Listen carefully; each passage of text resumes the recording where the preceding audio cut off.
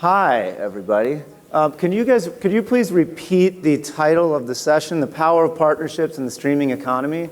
I don't know if those of you, I just repeated it. I don't know if you all have the program in front of you, but there was a 3-paragraph overview that essentially boils down to all bets are off.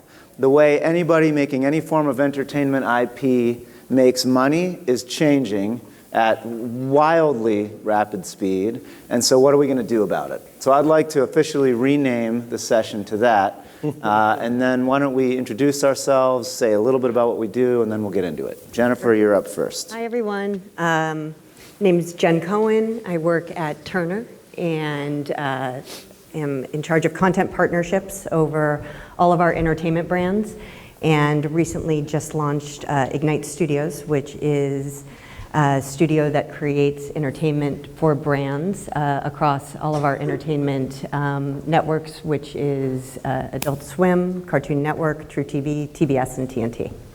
That's it? That's all. So disclosure, Turner is a client of ours at Observatory, so I am financially motivated to have this go well. All right, Jesus, you're up. My name is Jesus Gonzalez. I'm Senior Vice President of Universal Music Latin Entertainment, which is the Latin subsidiary of UMG. We are the #1 Latin label group in the world with about close to 50% market share. Home of Despacito. You might have heard that song once or twice or 6 billion times. All right, everyone together now. And mi gente, so at no other time, has streaming impacted, just the growth and explosion of a genre as it has in this day and age. I mean, we are in the US, the #1 label in terms of video consumption, regardless of language. I think our closest competitor, RCA, our sister labels, Interscope, are like 3 billion views behind us, about at 16, 17 billion views. So again, streaming has democratized the access to music, and it's showing. So you just killed the idea that music videos are dead with that number. It's the #1 music platform in terms of access, even though the back end doesn't add up yet. But that's okay. We're going to talk about that. In other words, how we make money. Again, full disclosure, Universal is also a client of Observatory, so I'm really nervous at this point. Let's hope this goes well. All right, and I also brought the wrong glasses, so this is going to be really interesting. So we come at this conversation from 3 different perspectives. By the way, I'm Jay Goodman. I come from a company called Observatory. Observatory is the relaunched CAA Marketing. It's part of Creative Artists Agency. So roughly 13 or 14 years ago, I was coming out of Nike's ad agency, was handed a really large billion-dollar agency in San Francisco at a relatively young age, was sitting at home in Marin County in my nice big fancy house with my newborn child. I'm watching a commercial. I fast forward it. As I'm fast forwarding that commercial, it occurs to me it's one of my own. I made the commercial. I fast forwarded the commercial. I immediately dropped into professional existential crisis. Forgive my language, but oh shit, I'm not independently wealthy. The thing I make, the thing that's paying for all this, the thing that's going to put my kids through school is going away. So I came to Hollywood. I pitched my agents at CAA on the idea of building something that looked a lot like an ad agency inside Creative Artists Agency. We had a 12-year fantastic run. Many of the greatest brands in the world, Nike, Coca-Cola, General Motors, Diageo, AB InBev, and became our clients. And then a year ago, something happened, and we're going to get into this in the conversation. A year ago, every major network, when they went to something called the upfronts, which is where they sell advertisers on the shows that they're launching, and we're going to talk about the networks and cable and streaming and how, for the purpose of this conversation, that's all TV. But every major network went to the upfronts, and they all said the same thing. They're reducing the ad load on network television. So when we heard that at CAA, we decided to double down on the bet, spun out CAA marketing, recognizing that nobody really wants a talent agency to be the primary marketing agency or ad agency, and that's where Observatory was born. So Observatory Laboratory is really born out of this conversation that we're going to have today. So if you think about this, we come at this, and this is kind of a question, and then I'll shut up and let you guys talk. So we come at this from 3 different perspectives. I'm trying to read my writing here. So Jennifer works for essentially a distributor, right? Jen, right? So whose income comes almost entirely from interruptive advertising today, right? All those great networks you just rattled off make their money one way, from brands, right? Mm-hmm.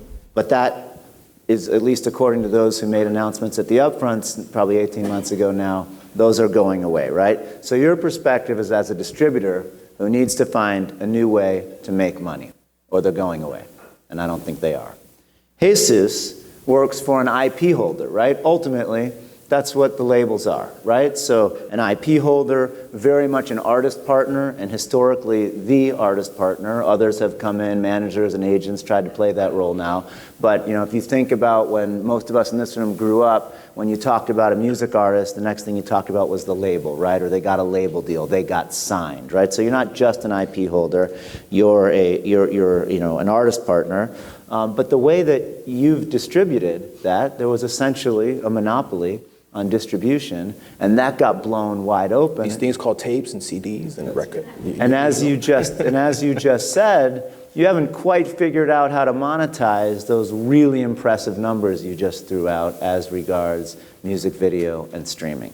So if you could each kind of give a perspective on, okay, or maybe I just did, this is where you sit, what do you do every day to keep your companies alive? That's a really good question, and something that we do. We are constantly thinking about this, and I think it's important to say that, across Turner right now, people are still watching. So those ads are still delivering on what they need to deliver right now and today. But we need to be future forward, and we need to be thinking about what's next. So there's almost like kind of 2 paths that you're going down. I'm on the path that is looking for what's to come, looking forward. I'll just start with a little bit of my background. Right before I came to Turner, I was on the production side of things, and can you guys hear me? Yeah. And was working as an integration producer at Telepictures, which, if you guys aren't familiar, does shows like Ellen, TMZ, Extra. And at the time, I was working on a late night show there that's not on the air anymore, but it was really essential for brands to be very incorporated within the creative in the show. I then came over to Turner. Not much had changed there. Brands were looking to get as close to a creative as possible to enhance their 30-second ads. 30-second ads were still there, but they were noticing the drop-off. Again, the fast forward, the skipping. By being tied to a show, and it didn't even have to be a hit show at this time, it was just what show is on, how can I get my brand in there, knowing that they were very far removed from the creative, they were still willing to get in it. So there would be, how my role in that is, okay, XYZ brand wants to be in this show, let me go to the writer of the show, let me go to the production and see how they can be incorporated in there.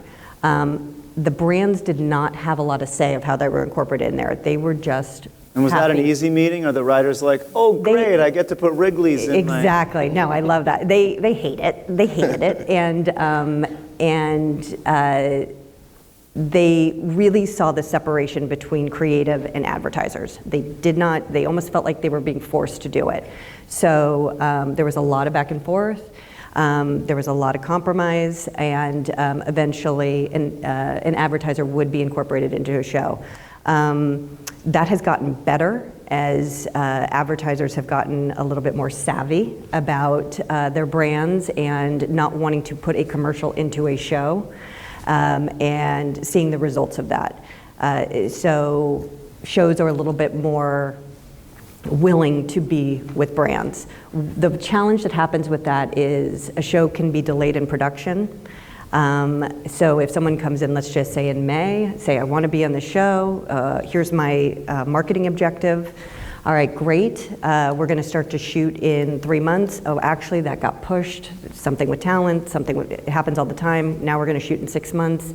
Okay, then this was supposed to be on air in 9 months. The schedule changed. Now you're going to be on air in 1.5 years. But the car's launching now. Exactly. So it just did not make a ton of sense. And also at that time, where you would find that integration was an airing on linear television and maybe a bonus if we decided to repeat it. And that was at the mercy of the network. It's just, you'd call up the advertiser and go, great news, you're going to be on again on Saturday at 10:30. If you miss it, we'll send you a DVD of it. And so what we needed to do was basically listen to the advertiser. They wanted more nimble production. Social obviously came on the scene. They wanted it to be less expensive. Production's expensive. When you hit that social, it's a lot more inexpensive. And they wanted a better seat at the table. And so that's where we're striving within Turner right now, and from a social digital first stance on this branded content, which is very different from a linear show production. Let's start there. So that's how we're starting to mitigate that. Gotcha. I want to come back to the balance between quick and dirty social video, brand expectation of doing it low cost, high frequency, high speed, and the super high quality content that all the Turner networks are known for. But let's hold that question, because kind of same question to you, Jesus. So what do you do all day? Well, again, overseeing the brand partnerships for all our labels. We have 6 labels, everything from the urban Despacito to the Mexican regional and everything in between. So our job is to actively solicit, prospect brand partnerships, right, that connect these brands with the consumers they're trying to target in meaningful, experiential ways. So some of our brands, we talked about, we've done, Pepsi, one of our top artists, J Balvin. If you drive down Sunset tonight, we're launching his Guess Vibras capsule, right? Quite a milestone, the first male to be the face of a Guess campaign globally, right? Which really speaks to how Latin music and entertainment has transcended, regional and language barriers, right? In terms of consumption and popularity. Actually, to start the year, it was reported that Latin music has officially surpassed both EDM and country in popularity and consumption in the US, so I dare say it's now more apple pie than country. Wow. They might want us up, but they want our music. How do you say apple pie in Espanol? Manzana de algo, sí. I'm first generation Mexican here in the US. I didn't mean to put you on the spot. I'm like pastel de manzana, that's apple cake, so I'm close, right? Fair enough. ¿Verdad? But just that power. So how do we tap into it, right? And how do brands tap into it? It's kind of shocking to still be in conference rooms where there's such a disconnect, right? But then you look in that conference and you're like, wow, if I wasn't standing here, where would this conference room have the wherewithal to connect with something genuine and impactful, right? Because as we see, the difference between a multicultural or Hispanic campaign that really touches upon the core target and connects, it's a thin line between that and getting boycotted, right? A big brand last year launched a campaign, a global campaign, and they spelled Colombia wrong, right? C-O-L-O, not you, and this was global. If you didn't hear about it, Google it, but it's things like that, right? So really for us, we consider ourselves brokers of culture, right? We make the brands cool and we help them. It's my job for that not to happen, right? To make sure that those connections are genuine and to screen the talent, if it's a company that's looking for unacculturated, first generation core, then it's my job to say that's Mexican regional. That's 73% of the US population, right? If they want something sexy and flashy, and then it's, more of our urban, we're gonna have J Balvin with Guess Vibras, right? So on a day-to-day, that's what we're tapping into. And now more than ever, we have the metrics and data to back it up. Right, and that really has been, something that has profoundly impacted us in terms of streaming. Right, it has democratized the access. In terms of a couple years back, if you think about it, if you didn't have a credit card for iTunes, you couldn't download. Right, which drove a lot of people to pirateria, right, or illegal file sharing. Now, I dare say, growing up, if I told my mom, "Mamá, tu tarjeta para iTunes," she would say, "Tas pendejo." That means, "No, sweetie, not now." Now, I'm just kidding. Do not repeat that. But it was that, right? It was, not having access to financial tools or being credit averse, something that still affects a lot of communities now here, and especially throughout Latin America. What streaming platforms have now done through ad-supported, subscription-based, they have opened up legitimate platforms to hundreds of millions of people and consumers, which is why we see the exponential growth of Latin music. It was just announced that Mexico City is Spotify's #1 consumption city in the world, right? So as this data continues to be reported on a day-to-day basis, I take that and leverage it to our brand partners and clients to try to connect the dots. Oh, it's great. Okay, so a lot of things I keep saying I want to come back to. I want to come back to the specific topic, which is brands and entertainment, in a second.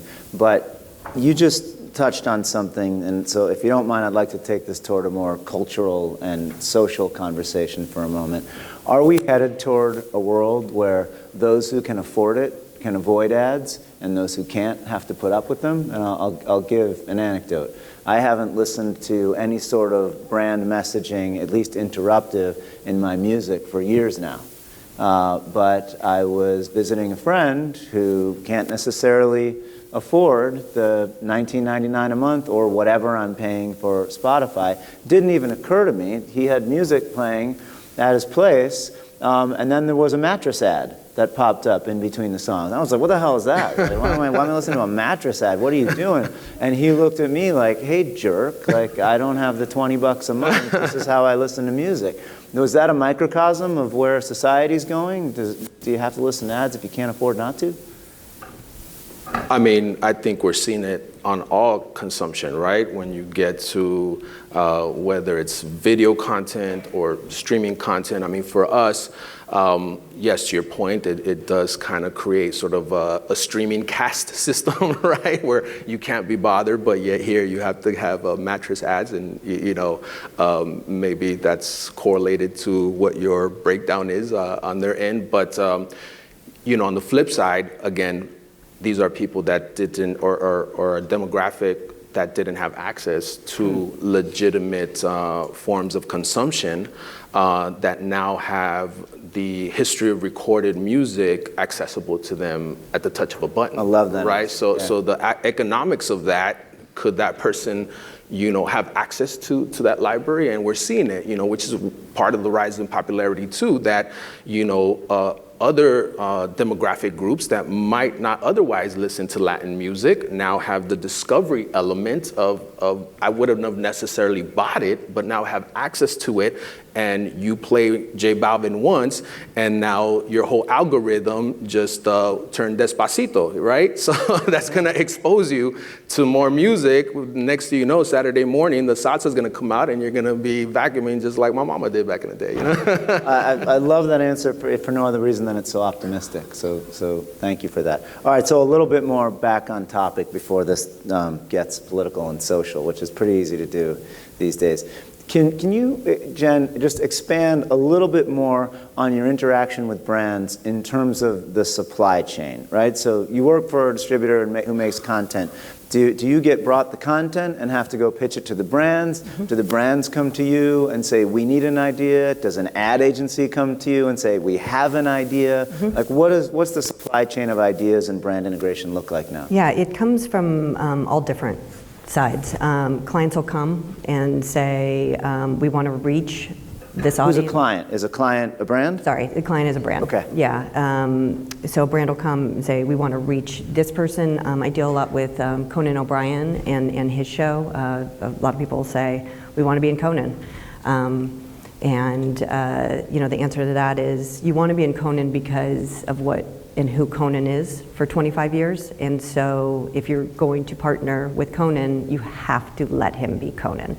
And that is kind of the education, and even to go back to the question that you just asked, advertising doesn't have to be shitty, There are a lot of people working hard to prove you wrong on that. Yes, there are, and I will say that, in the position that I sit, I really try to help and guide a brand into the way that you don't want to skip it, or you're actually clicking on it to watch it. An example of that just right now is, I don't know if Conan, we just did something with Sam Adams in Boston Beer. If you haven't seen it, it's a great one. And he goes and visits the brewery and meets with the founder. It's really entertaining and doesn't give the marketing points that probably Sam Adams does in their 30-second commercials. It comes through, makes the founder look really personable. He is, but even more so. And again, just to give an example of a brand trying to almost say, well, what exactly is going to happen at the brewery? What's he going to talk about? What's going to happen there? And this is constant. I promise, he's not going to disparage your brand, and when he gets there, we'll see. And you'll see when you watch it. That is all unscripted, and he goes. And in a week, over 2.5 million views and completion rates over 50%. So, in those type of metrics, it's great. The shows do come to us, and I'll say that we get more requests now than ever for shows that want the support of brands in their shows. And that is very different from the arm's length that we were talking about before of like, twist my arm, fine, I'll do this. They're asking, they're sending us pilots, they're sending us scripts, they're saying who can be involved at a very early stage. And that goes not only on the production side, but the networks. The networks understand and see the value that a brand gives. And then the onus really does become on the brand to be able to understand that space, and again, that's why we're there to help them and to guide them, and we have their best interest in mind. Everyone is really looking for the same goal. So you just gave a great mini case study. We have 2 pieces of video, and it's all queued up to answer this question from the overview. How can companies go beyond traditional advertising to monetize content or not, and engage consumers with a branded message? So if we could play the Skittles piece first, and then let's go right back to back and play the Coca-Cola one after that, and then we'll discuss.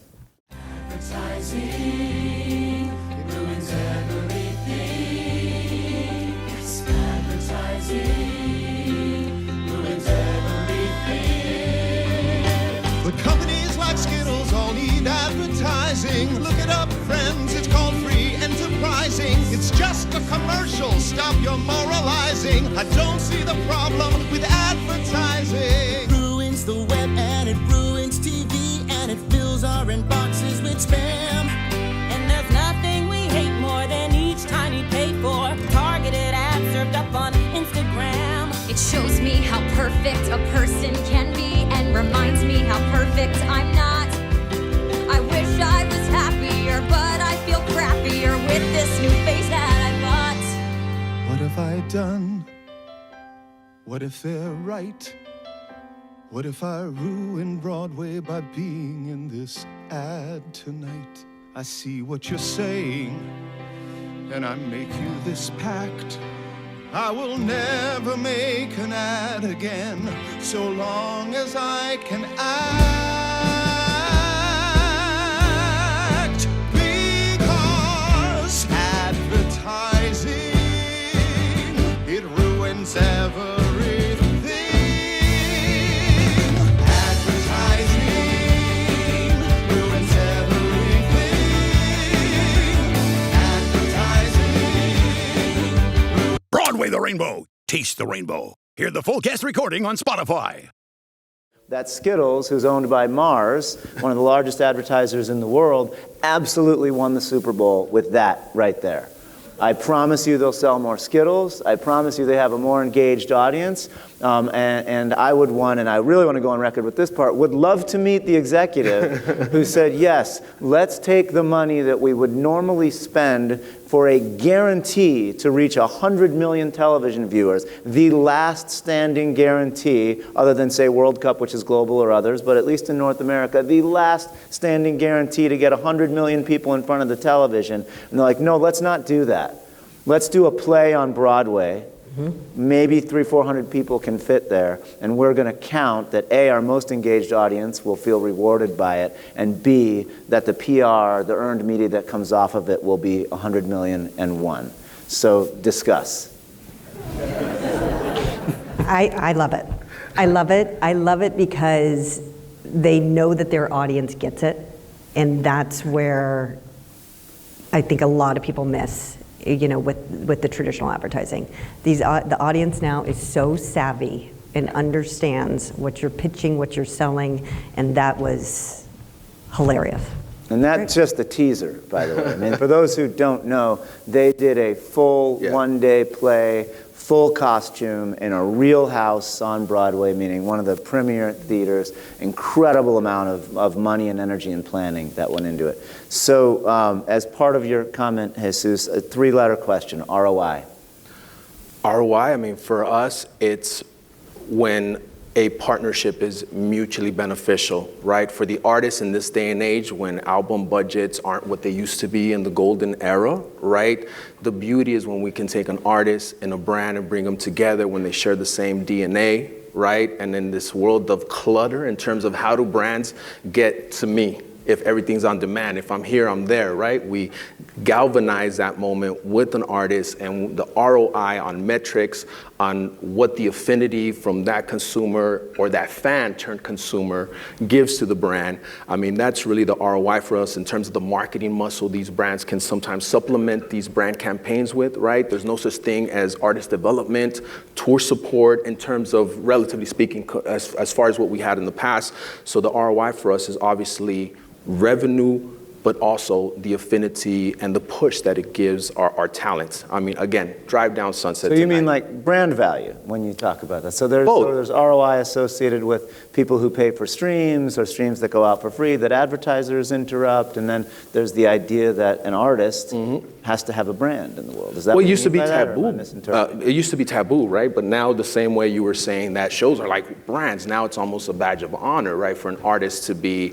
matched with a brand, but it has to be the right brand, right? Sometimes the best deal you do is the one you say no to, right? Because you're trying to force the issue. But I think when a brand and an artist, we bring them together, and it's a campaign around Latin Grammys, and there's content and social, and now we're pitching, and we can't just say, oh, give me your logo, I'm gonna put it on my wall and at my party. Now it's about branded content and the amplification of that. So we're exploring models of us now partnering with like Hispanic media agencies and pitching RFPs, right, with our IP being the content of the media plan, right, and dipping into those media dollars, right, as we see partnership dollars go up and down. So yes, for us, the ROI is the brand getting the value they set out for, and not just the value they set out for, but beyond it, right? We do now video integrations with some of our talent. You look at some of our artists, and our top tier artists, their last 4 or 5 videos average about 750 million views, right? So when you equate that to CPMs and you start doing those formulas, the ROI for brands on a $100,000 video integration that's native within the story that aligns them on a cultural lifestyle level, right? Because there's the advertising level, there's the marketing, but then there's the culture and lifestyle element that transcends all demographics, right? And that's what the kid in Colombia waiting in line and in Mexico City for the new Virgils and the one here on Fairfax shares the culture and lifestyle. So it's us helping the brand tap into that. Okay, so if the line's getting blurry between what the brand is paying for and integrating into and what the artist is getting out of it, and the ROI gets a little fuzzy. Sometimes it's money in your pocket, sometimes it's brand value that leads to money in your pocket. Media. So one word question, Jen, trust. And I can expand while you think of your answer, right? So trust, can I trust that every message that comes at me doesn't somehow have a Chipotle burrito baked into it? Can I trust, the digital networks, Facebook's in trouble, are they over-reporting? I don't know, was there a banner behind the banner behind the banner for the banner that someone told me I paid for? I don't know, and I say I don't know, I think we all do know, I just don't want to get sued by the holding companies. So where does trust come into all this when the line is fuzzy between entertainment and marketing? It's a good question. It's definitely a balance. I know I can speak to my experience in how we handle it, and there's very clear guidelines that we adhere to on our end, and that is one of the things that when we were talking about earlier, being nimble in the social realm and doing things inexpensively. We're still part of Turner, and there is still that trust and there's that transparency that we uphold, and I do think it's kind of a differentiator in the field right now, that we're going to be able to deliver not only to the brand but to the creative in a very honest way. We adhere. Does honest mean transparent? Honest does mean transparent. So if we're going to put some paid social behind there, you're always going to see that it's paid. You will always see that disclaimer. Anything that is promotional within an actual show or a late night show, you will see, our partners on the late night show or promotional support provided by. So anything that goes out with a brand on there, we identify.